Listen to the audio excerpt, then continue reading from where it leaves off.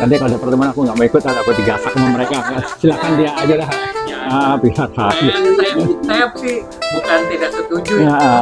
Bagus, betul setuju. Bagus itu, banyak yang diundang kan. Iya ya, setuju aja. Gue demen nih ngeliat.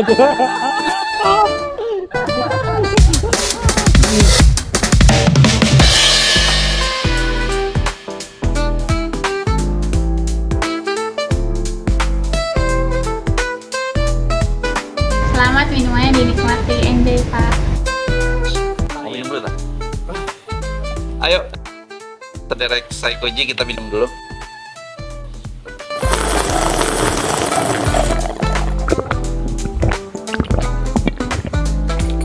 Nikmat sekali. Ya itu apa ya, kemestian yang semua dalam tiap momen kehidupan tuh ada rahmat Allah itu meliputi segala sesuatu. Rahmat Allah meliputi segala sesuatu, dari kelahiran, sakit, tumbuh, kematian, jodoh, dan seterusnya masuk di dalamnya. Itu ada rahmatnya, dan butuh kesabaran dari tiap episode itu. Jadi sebetulnya ada yang kemarin tuh bilang tuh anak saya bilang apa tuh ya, kalau ujian di sekolah itu ada soalnya nggak tahu jawabannya, tapi kalau Al-Quran tuh kasih tahu jawaban dulu. Soalnya nggak tahu.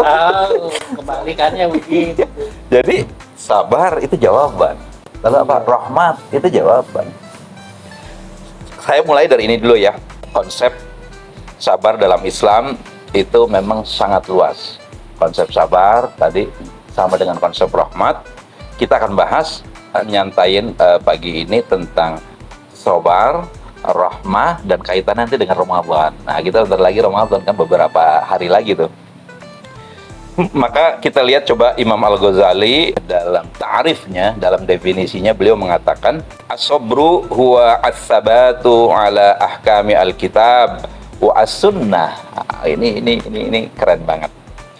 Sabar adalah keteguhan dalam menjalankan hukum Al-Quran dan As-Sunnah. Sabar itu adalah keteguhan dalam menjalankan Quran dan Sunnah. Karena nanti segala deskripsi dan detail yang orang bule mengatakan the devil is detail, setan itu adanya di detail. Sama Islam dibalik, detail itu semuanya aman asal ikut Al-Quran dan As-Sunnah. Ini Mas Gun, sabar menurut Ibnul Qayyim Al-Jauziyah, beliau mengatakan as-sabru huwa al-habsu an-nafsi ani al-jazai wa habsu al-lisani ani atasyaki wa habsu al-jawarih anil ma'asi. Sabar adalah menahan diri dari rasa gelisah, menahan lisan ya dari mengeluh, wih keren tuh ya, dan menahan anggota tubuh dari maksiat. Nah, sekarang kita lihat Imam Ar-Rajab Al-Hambali. Sabar itu adalah tetap bertahan dalam ujian dengan adab yang baik. Saya pernah mendengar atau yang saya pahami dari ulama kita, yang namanya sabar itu adalah memaksimalkan itu. Ya. Bagaimana menurut pendapat Ustaz? Jadi saya belum memahami terlalu dalam ya tentang makna sabar itu apa sih ya gitu. Apakah kalau misalnya orang berbuat zalim katakanlah kepada kita harus diem aja, kita tidak berbuat misalnya gitu kan, kamu korupsi ya, kamu apa, buktikan aja saya tidak berbuat, atau kita justru membuktikan bahwa tuduhanmu salah. Itu lebih tepat yang mana yang disebut sabar? Karena saya menemukan bahwa itu memaksimalkan ikhtiar ya. Apakah diam saja ataukah kita melawan tapi tidak dengan katakanlah emosi yang tadi bermain, tapi dengan membuktikan bahwa saya tidak korupsi. Ini buktinya, ini menurut pendapat mana yang lebih baik? Mana yang lebih baik? sesungguhnya pastikan dari setiap reaksi kita itu ada dalam koridor Al-Quran dan As-Sunnah. Artinya tidak maksiat ya. Nah sekarang hubungannya mana yang lebih baik, memaksimalkan ikhtiar dengan cara menjawab, merespon apa yang orang tuhmahkan kepada kita, tuduhkan kepada kita. Kalau tuduhan palsu namanya tuhmah, ya, bukan fitnah. Kalau orang kita biasanya bahasa di Indonesia, mana mah fitnah, itu fitnah. Fitnah benar ujian. Fitnah itu padahal ujian. Iya. Nah, itu benten tah. Iya. Fitnah itu ujian. Nah, sekarang kembali tadi bahwa kalau ada orang yang melakukan tuduhan kepada kita, bisa iya nyata ataupun tidak, katakanlah, apa reaksi yang harus kita lakukan? Sebetulnya yang terbaik itu tergantung situasional itu kan. Situasional. Kalau kita jawab, ya kita jawab karena cara menjawab kepada orang kafir, kepada munafik, kepada sesama muslim itu berbeda-beda tuh. Kalau kepada sesama muslim kita dituntut untuk qaulan sadida, qaulan layyinan, ya itu sudah dalam qaulan ma'rufan, yang sopan, yang penuh adab, penuh etika gitu ya. Tetap itu mah ya, bicara dengan orang kafir juga beda, cuma ada kekhususan pembolehan kepada orang munafik. Kalau kepada orang munafik yang melakukan tuhmah, tuduhan-tuduhan palsu atas diri kita, itu mah harus togmol kita boleh. Harus togmol, apa togmol? Ya, Reaksional, keras. Dan kadang-kadang tidak usah berdalil. Gitu. Tidak usah pakai dalil itu mah. Kalau kita mampu berlogika, pakai logika. Biasanya mereka tuh memainkan logika. Jadi kadang-kadang itu situasinya berbeda-beda kan. Nah kembali pada yang memahami yang namanya disebut ikhtiar dalam relasinya dengan sabar, saya tertarik dengan guru besarnya Hamas dulu, Ustadz Yasin. Beliau menafsirkan yang disebut idza mastata'tum, kesabaran itu sesuai kemampuan dengan ikhtiar. Caranya bagaimana? Dia mengajak anak muda berlari keliling lapangan.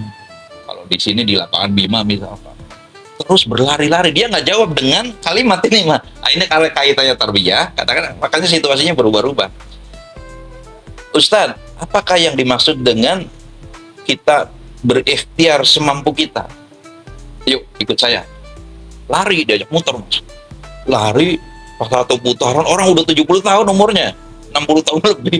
Lari kan kebayang beratnya gitu. Terengah-engah satu putaran, 2 putaran, 3 putaran, makin parah mukanya memucat dan pingsan.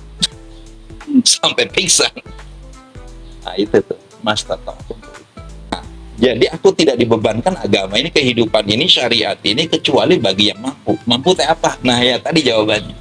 Jadi sekuat mungkin, yang terbaik mungkin. Kalau ada orang menuduh kita dituduh korupsi atau tidak, bisa dijawab yang yang elok gitu ya. Kan caranya menghadirkan bukti kan. Karena hukum itu orang tuh kadang-kadang ngomongnya berdasarkan ilmu atau berdasarkan kejahilan. Kalau tujuannya tendensius, di situ ada kejahilan, berarti kebodohan, berarti kita tidak usah terlalu serius menjawabnya. Tapi kalau dia ilmiah, berdasarkan ilmu, tanyanya memang betul-betul hadirkan jawaban ilmiah.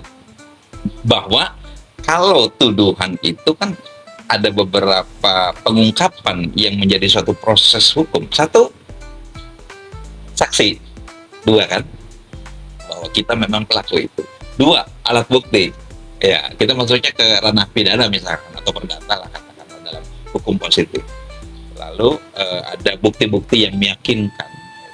Ya kalau kita bilangnya kok sabar betul ya, itu kategorinya yang mana, itu sabar yang mana gitu. Apakah sabar yang sabar sesungguhnya atau sabar aimah?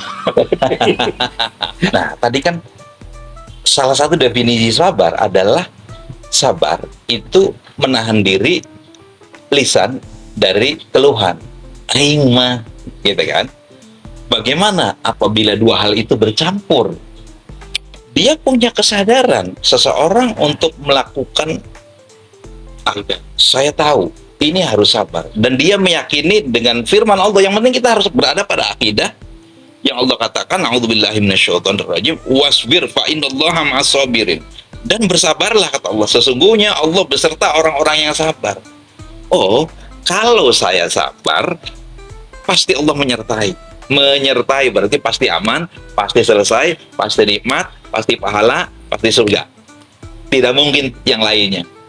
Lebih baik kita mengatakan jangan kotori atau jangan di distract ya. Track kita itu dipotong, dipegat oleh keluhan, oleh hal-hal yang bisa membuat amal kita menjadi rusak. Atau ketika Akang nyumbang saya, lalu tanpa sadar Akang teh ngeluh misalkan, ngeluh si eta mah mental bae gitu ya. Mempang-mempeng misalkan begitu. Nah, segera akhiri dengan istighfar.